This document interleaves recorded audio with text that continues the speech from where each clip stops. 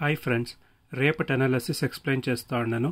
Nifty, bank Nifty, ఫిన్ Nifty, తర్వాత Sensex levels, ఈ 4 index గురించి ఎక్స్ప్లెయిన్ చేస్తామా అనుకున్నాను. సో నిఫ్టీ లెవెల్స్ చూస్తే 24,350 ఇంచా 24,320 అనేది ఒక రెసిస్టెన్స్ లెవెల్ రేపటి కోసము.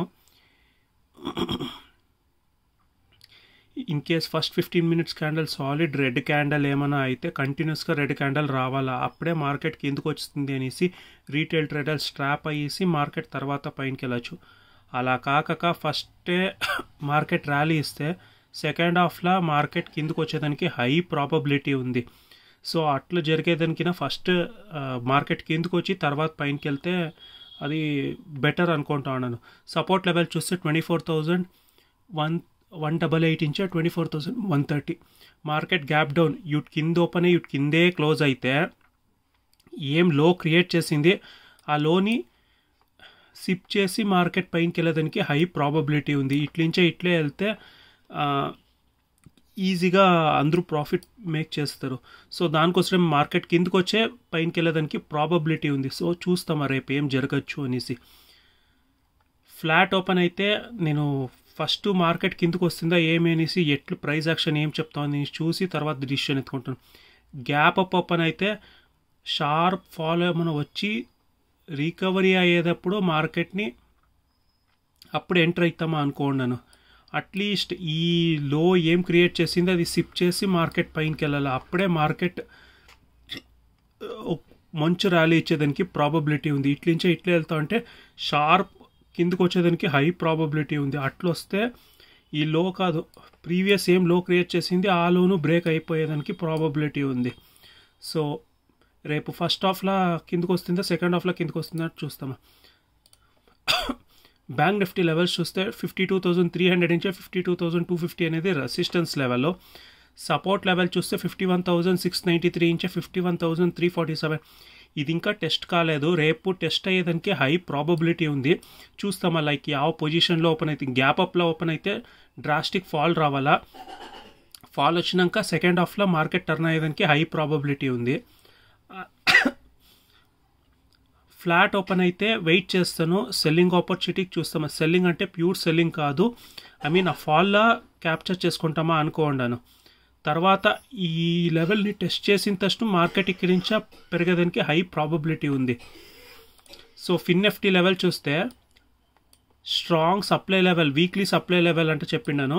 సో 24,400 పైన 2 డేస్ మార్కెట్ క్లోజ్ చేస్తే చాలు మార్కెట్ అప్ ట్రెండ్ అనుకోవచ్చు. అంతవరకు మార్కెట్ సైడ్ వేస్లోనే ఉంది అనుకోవచ్చు. రేపు ఈ సపోర్ట్ లెవెల్ ఏముందో ఆ సపోర్ట్ బ్రేక్ అవుతుంది అనుకుంటున్నాను. 23,853 ఇంచా 23,911 అనేది సపోర్ట్ లెవెల్లో. రెసిస్టెన్స్ లెవెల్ చూస్తే 24,100 ఇంచా 24,400. ఇది ఫుల్ సప్లై లెవెల్. ఇది సిప్ చేసి మార్కెట్ పైనకి వెళ్ళేదానికి హై ప్రాబబిలిటీ ఉంది. అట్లించి అట్లే మార్కెట్కి వెళ్తే మార్కెట్ చాలా ఫాస్ట్గా పడేదానికి హై ప్రాబబిలిటీ. అట్లా వద్దు అంటే మార్కెట్ సిప్ చేసి వెళ్తే మాత్రం డ్రాస్టిక్ పైన వెళ్ళేదానికి ప్రాబబిలిటీ ఉంది. సో ఇదే ఫిన్ నిఫ్టీలో జరిగేదానికి ప్రాబబిలిటీ ఉంది. ఫ్లాట్ ఓపెన్ అయితే వెయిట్ చేస్తాను, మార్కెట్ కిందకు రాక నాకు ఇంట్రెస్ట్ లేదు బయింగ్ ఆపర్చునిటీ చూసేదానికి. అట్లించి అట్లే పెరుగుతా ఉంటే వెయిట్ చేస్తాను, సెల్లింగ్ ఆపర్చునిటీ ఎక్కడ వస్తుంది అక్కడ ఎంట్రీ తీసుకుంటామా అనుకున్నాను. సెన్సెక్స్ లెవెల్స్ చూస్తే 81,000 పైన 1 డే క్లోజ్ అయితేను మార్కెట్ అప్ ట్రెండ్ అనుకోవచ్చు. ఎందుకు అంటే ఇది మంచి స్ట్రాంగ్ రెసిస్టెన్స్ లెవెల్ ఉంది. సో 81,000 పైన 1 డే క్లోజ్కి అయితేను మార్కెట్ అప్ ట్రెండ్ అయ్యేదానికి ప్రాబబిలిటీ ఉంది. సో నేను సేమ్ నిఫ్టీలో ఎలా చెప్పుతున్నా ఇది అంతే, ఒక మార్కెట్ షార్ప్ ఫాల్ వచ్చి తర్వాత రికవరీ అయ్యేదానికి హై ప్రాబబిలిటీ ఉంది. 80,450 ఇంచే 80,400 అనేది ఒక రెసిస్టెన్స్ లెవెల్లో టెంపరరీ రెసిస్టెన్స్ లాగా ఎత్తుకున్నాను. సపోర్ట్ లెవెల్ చూస్తే 79,923 ఇంచా 79,778 అనేది సపోర్ట్ లెవెల్లో. ఫ్లాట్ ఓపెన్ అయితే మేము షార్ప్గా కిందకు వచ్చేదానికి ట్రై చేస్తాం అనుకోండి. అట్లా కాక మార్కెట్ అట్లే పెరుక్కోపోతే సెకండ్ హాఫ్లో షార్ప్ మూవ్ వచ్చేదానికి హై ప్రాబబిలిటీ ఉంది. చూస్తామా రేపు ಯಾವ పొజిషన్లో ఓపెన్ అవుతుంది, ఎట్లు ప్రైస్ యాక్షన్ ఏం చెప్తుంది అనేసి. అన్లెస్ ఈ లో బ్రేక్ అయ్యాక మార్కెట్ పైనకి వెళ్ళేది డౌటే అనుకుంటాను. చూస్తాం రేపు ప్రైస్ యాక్షన్ ఏం చెప్తుంది, రేపు ఒక మంచి మూవ్ వచ్చేదానికి హై ప్రాబబిలిటీ ఉంది. సో చూసుకొని ట్రేడ్ తీసుకుంటే బెటరు. మార్కెట్ కిందకు వస్తే మాత్రము సెకండ్ హాఫ్లో హై ప్రాబబిలిటీ ఉంది మార్కెట్ పైనకి వెళ్ళేదానికి. చూస్తామా. ఇదే నా అనాలిసిస్ రేపటి గురించి, ఈ 4 ఇండెక్స్ గురించి. నా అనాలిసిస్ మీకు ఏమైనా ఇష్టమైతే ప్లీజ్ లైక్ చేయండి. Thank you friends.